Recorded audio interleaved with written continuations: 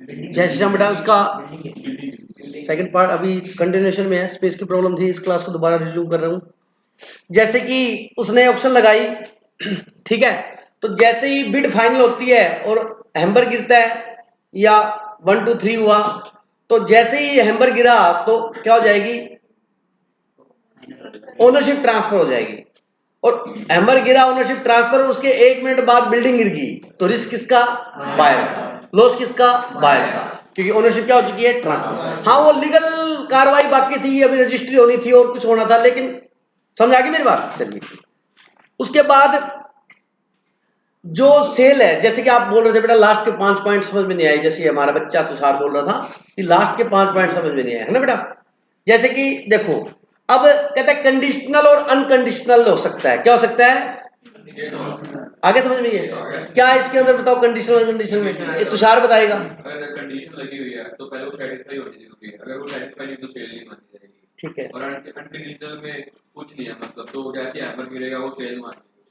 Conditional option में क्या है, जो आपने क्या लगाई हुई है, कंडीशन लगाई, तो कंडीशन फुलफिल होगी तभी क्या माना जाएगा? सेल। समझ आ गई होगी, ये तो सिंपल बात। उसके बाद बोलता है बेटा, जैसे ही कंडीशन पूरी होती है और हैमर गिरता है, ठीक है, हैमर फॉल्स करेगा, वैसे ही ओनरशिप क्या हो जाएगी? ट्रांसफर हो जाएगी। ये बात लिखी हुई पॉइंट नंबर 5 के अंदर। बोलो, बात समझ आएगी नहीं आएगी? बोलो बच्चों, 5 में ये लिखी है तुषार, 5 नंबर पॉइंट में आगे बात समझे। 6 देखिएगा, राइट टू बी बिड में बी रिजर्व एक्सप्रेसली। ये अभी मैं बता रहा था कि जिसकी प्रॉपर्टी ऑक्शन हो रही है, जो सेलर है, वो अपना पर्सन बिड लगाने के लिए क्या कर सकता है? अपॉइंट कर सकता है। अपन ये राइट को क्या रख सकता है? रिजर्व रख सकता है कि मेरा पर्सन भी यहां पर क्या लगाएगा? बिड लगाएगा। लेकिन अगर उसका पर्सन कोई बिड लगाता है तो जो पब्लिक के लोग आए हुए हैं उनको इस बात की इंफॉर्मेशन देनी जरूरी है कि ये एजेंट है, मेरे बिहाफ पर बिड लगाएगा इस प्रॉपर्टी की भी, तो ताकि उनको ध्यान रहे कि ये भाई इसका ही पर्सन है, बिड लगा रहा है, ताकि उनके साथ ये फ्रॉड माना जाएगा अगर वो नोटिस नहीं देगा तो। मेरी बात समझ आएगी ना? तो ये अपने राइट को रिजर्व रख सकता है, उनको नोटिस देके खुद भी उसका बिड लगवा सकता है। कोई डाउट है इसके अंदर? 7th पॉइंट है रिजर्व प्राइस और अपसेट प्राइस। हाईलाइट किया हुआ है पॉइंटों को मैंने, रिजर्व प्राइस और अपसेट प्राइस। मतलब उसने कहा कि भाई साहब ये मकान है, ठीक है, बहुत बड़ी हवेली है, ओके, कहते बिड स्टार्ट करो। लोकेश कहता 10 रुपए। बोलो मजाक नहीं लग रहा? लग रहा है, तभी तो स्माइल किया आपने। तो वो कहता लो, ये नीलामी जो स्टार्ट होगी वो 50 लाख से होगी। रिजर्व प्राइस उसने क्या रखा बेटा अपना? रिजर्व प्राइस 50 लाख से बिड स्टार्ट होगी। तो जो व्यक्ति की सेलर है वो अपनी प्रॉपर्टी का प्राइस क्या कर सकता है? फिक्स कर सकता है कि बिड यहां से स्टार्ट होगी। बिल्कुल बात समझ आई? बोलो बिल्कुल सही है। ये कौन सा पॉइंट अपना? 7th। 8th क्या था बेटा? Pre tended bidding. ये क्या होता है?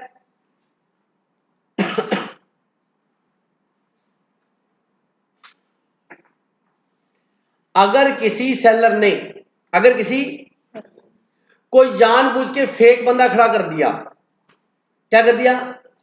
फेक बंदा, बिल्कुल उसको किराए पे मर्सिडीज दिलाई और उसको कहा कि तू जब बिड लगे तो ऐसे एंटर करना, पता नहीं कौन व्यक्ति बाहर से आया, फॉरनर। समझ आ गया? और तू बिड जैसे कोई बोले 10 लाख, तू बोल देना 20 लाख, फिर वो बोले 25 तो बोलना 50, और ले जाके बिड को ऊपर रख देना, और तेरी बिड से थोड़ा सा कोई ऊपर बोले तो पीछे हट जाना, मतलब रेट बढ़ाने के। समझ आ गई मेरी बात? क्या बनावटी बोली लगवा रहा है? क्या लगा रहा है? तो देखा जाए तो उन लोगों को ये पता नहीं कि ये व्यक्ति ये सेलर ही करवा रहा है अपनी प्रॉपर्टी को ज्यादा बेचने के लिए। बोलो बात समझ आएगी नहीं आई?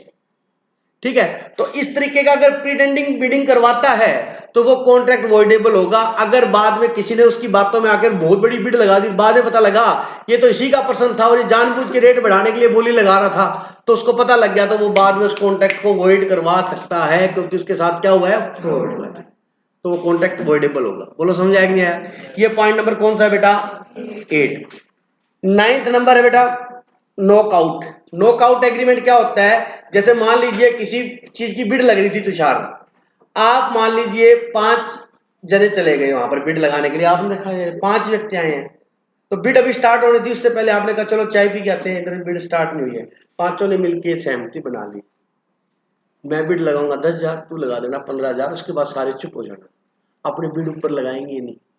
तो ये 15,000 में प्रॉपर्टी अपने को मिल गई, और ये प्रॉपर्टी जो प्रॉफिट, फिर अपने इस प्रॉपर्टी को आगे बेच देंगे, जो प्रॉफिट होगा 500 बांट लेंगे। अपने जानबूझ के बिड क्यों बढ़ाई? तुमने क्या कर लिया? नॉकआउट एग्रीमेंट बना लिया, इसको नॉकआउट एग्रीमेंट बोलते हैं। ये वैलिड है? ये वैलिड नहीं है। तो ऐसा नॉकआउट एग्रीमेंट बनाया है कि आपस में एग्रीमेंट कर लिया कि इससे ऊपर बोली मत लगाना, तो इस रेट पे अपने को चीज मिल जाएगी। लोग करते हैं ऐसे, टेंडर छूटते हैं ना गवर्नमेंट के, उसमें पूल बना लेते हैं। क्या बना लेते हैं? पूल। एनीवे, हम लोग पढ़ रहे हैं। तो ऐसा नॉकआउट का अगर एग्रीमेंट आपने किया है तो फिर बेटा वो एग्रीमेंट वैलिड नहीं होगा।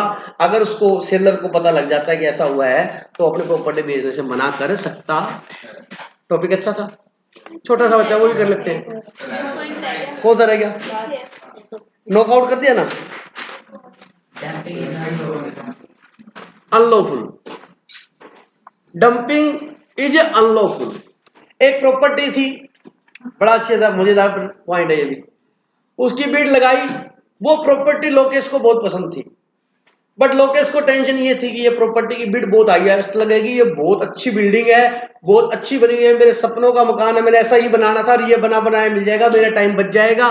लेकिन इसने देखा यहाँ तो तुषार भी आया हुआ है, सक्षम भी आया हुआ है और शर्मा जी भी आए हुए हैं, ये तो बिड बहुत ज्यादा लगाएंगे मेरे से, क्योंकि पंजाब वाले वैसे खुले दिमाग के होते हैं। तो ये तो बिड बहुत ज्यादा लगाएंगे, हम 10-10 रुपए बचाते हैं, ये 100 रुपए उड़ाते हैं। तो लोकेश खड़ा हो गया, ये कहता है, ओ लोकेश क्या हाल है, कैसे चली तेरी सीए की प्रैक्टिस? क्या फर्स्ट क्लास चल रही है? ओके। तुषार ने पूछा कि यार तू तो गंगानगर का रहा है, ये बिल्डिंग कैसी है? ये कहता बहुत बढ़िया बिल्डिंग है, बस रात को थोड़े से भूत बातों की आवाज जरूर आती इसमें। कहता अच्छा? कहता हाँ। और कहता पहले अंकल थे, वो आए थे यहाँ पे रहने के लिए रेंट पे, आंटी भी थी। कहता अंकल की तो अंदर डेथ हो गई थी। कहता फिर बाद में पता लगा वो डर गए थे, पता नहीं कुछ दिख गया था उनको अंदर। समझ आ गया? इन्होंने निरुत्साहित कर दिया उन लोगों को कि इस प्रॉपर्टी में कोई ना कोई चक्कर है। क्या कहते इसके प्रॉपर्टी क्या यार, वो ये प्रॉपर्टी टंडन साहब की है। कहता नहीं टंडन जी की नहीं, शर्मा जी की। कहते टंडन जी कागज मेरे को दिखा के, वो कहते मेरी है। कहते इसमें लड़ाई भी प्रॉपर्टी में कोई ना कोई, मतलब आपको ऐसा कर दिया ये लड़ाई का घर है, ये भूतों का बंगला है, और आपको निरुत्साहित कर दिया, डंप कर दिया कि आप इसकी बोली ना लगाओ, और बाद में आप चले गए डर के, और इसने समझ आ गया? तो ऐसा भी करता है, और सेलर को ये पता लग जाता है इसने डंप किया है, उसकी रेट को कम करने के लिए। डंपिंग नहीं बेटा इकोनॉमिक्स में, किसी कंट्री के प्रोडक्ट बेचना हो तो वो अपनी कॉस्ट से नीचे ही बेचना स्टार्ट कर देता है, ताकि दूसरे प्रोडक्ट को मार्केट से क्या कर दे, बाहर कर दे, तो डंप कर। तो उस पर एंटी डंपिंग ड्यूटी लगती है जीएसटी के अंदर। तो जिस कंट्री में वो डंप कर रहा है उस कंट्री को ये मालूम हो जाए, क्या लग जाए, उस कंट्री को मालूम हो जाए कि ये डंप कर रहा है हमारे लोकल प्रोडक्ट को बाहर करने के लिए, तो वो कंट्री के पास राइट है कि वो एंटी डंपिंग ड्यूटी लगा सकती है, मतलब उसके ऊपर टैक्स लगा देगी, और टैक्स लगा के उस गुड्स को उसी रेट पे लाके रख देगी, कर तू बेच सस्ता, मैं टैक्स लगा के हमारे जो लोकल मार्केट का गुड्स है उससे बराबर करके बेचेंगे, जिसमें क्वालिटी वो बिक जाएगा, रेट डाउन करके। तो हमारे प्रोडक्ट को डोमेस्टिक मार्केट से क्या कर रहा है, बाहर कर रहा है। इकोनॉमिक का टॉपिक पढ़ा होगा शायद आपने, कभी पढ़ा है क्या? तो इस तरीके से अनलॉफुली आप लोगों को वापस भेज रहे हो कि बिड मत लगाए, तो ये हो गया बेटा क्या, डंपिंग इज अनलॉफुल। बोलो समझ आया क्या है? बोल मेरे लाल। वो जो ऑप्शनर है वो आईएसबीड को रिजेक्ट कर सकते हैं। हाँ बेटा, अगर किसी ने सुनो हेलो, अब उसने हाईएस्ट बिड लिखा हुआ है इसके अंदर, हाईएस्ट बिड लगाई 10 लाख, उससे ऊपर बिड ही नहीं लगी, उससे ऊपर, लेकिन सेलर को लगता है यार 10 लाख तो कम बिका। जब वो जो आया है मीडिएटर, वो कहता है 10 लाख एक, कहता रुको भाई साहब मैं 10 लाख में नहीं बेचूंगा। मतलब फाइनल होने से पहले ही जो सेलर है उसने मना कर दिया कि इस रेट पे मैं सेल नहीं करूंगा। बिल्कुल कर सकता है, उसकी प्रॉपर्टी है। बैंक करता है ना मना, बैंक ने टेंडर निकाला कि ये प्रॉपर्टी बेच रहा हूं, वहां पर लोग कम रेट भरते हैं, बैंक दोबारा ऑक्शन करता है, तीसरी बार करता है, चौथी बार करता है, रेट नहीं मिल रहा बैंक को, कर सकता है। ठीक है, और बोलो। ठीक है बेटा, तो एक छोटा टॉपिक और कर लें। अच्छा लगा आज तो क्लास में? तो एक लास्ट टॉपिक और कर लेते हैं, बहुत अच्छा लगा।